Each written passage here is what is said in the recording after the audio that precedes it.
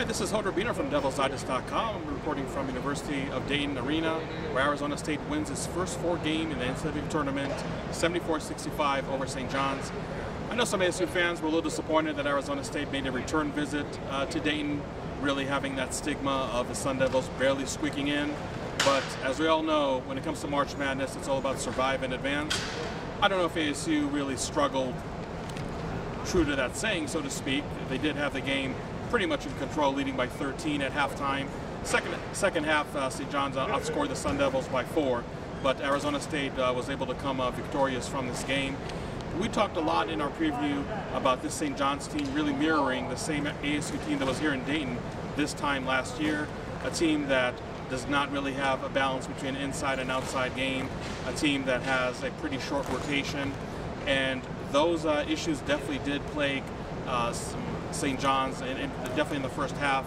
Arizona State, even though they didn't have a decisive rebounding advantage in the first half, and definitely not in the second half, even points in the paint, were tilted a little towards the Red Storm.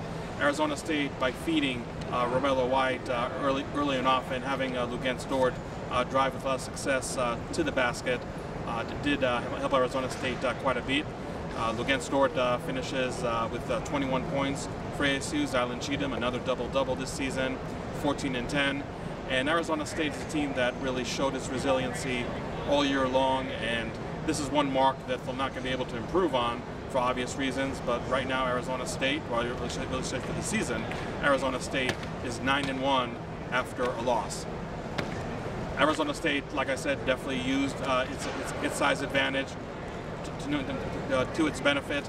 I think the issues that they had in rebounding was more switching in and out of the zone, and with St. John's missed three-pointers, the Red Storm were able to get a lot of long rebounds, and that's what the disparity was over there, especially on the offensive end, where the Red Storm had 16 offensive rebounds.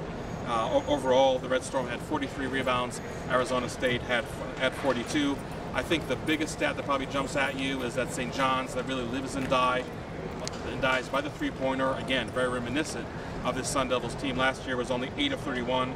Arizona State was 5 and 12, really judicious, not taking a lot of bad shots, and that was another factor in today's game. One of the biggest aspects coming into tonight's contest was the health of starting point guard Remy Martin. Remy Martin's minutes were certainly managed tonight in Dayton. He only logged just over 23 minutes. I know that he told Bobby Hurley, when he turned towards told the media yesterday, that Remy Martin is going to be very close to 100% by the time the game tips off tonight. That clearly did not seem the case, and I know that every player out there probably doesn't want to admit how bad their injury really is. But Remy Martin really was battling out there as much as he could.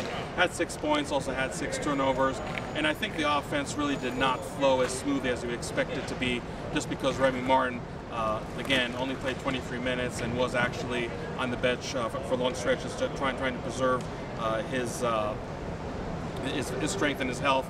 And obviously, by the time ASU lands in Tulsa for their next game, they're going to have literally just around 32 hours.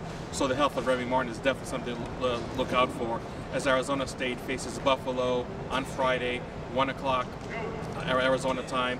This is a game that really carries a lot of intrigue, because Bobby Hurley left Buffalo to coach Arizona State.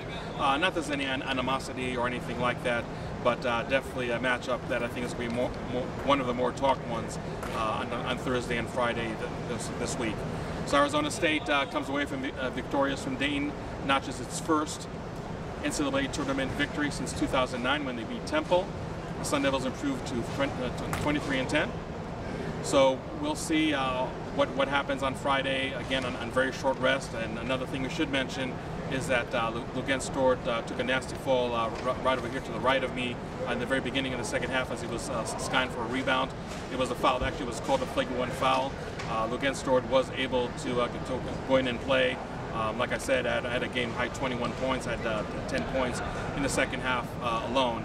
But one of those injuries where the adrenaline probably prevents you from really feeling the effects of it now.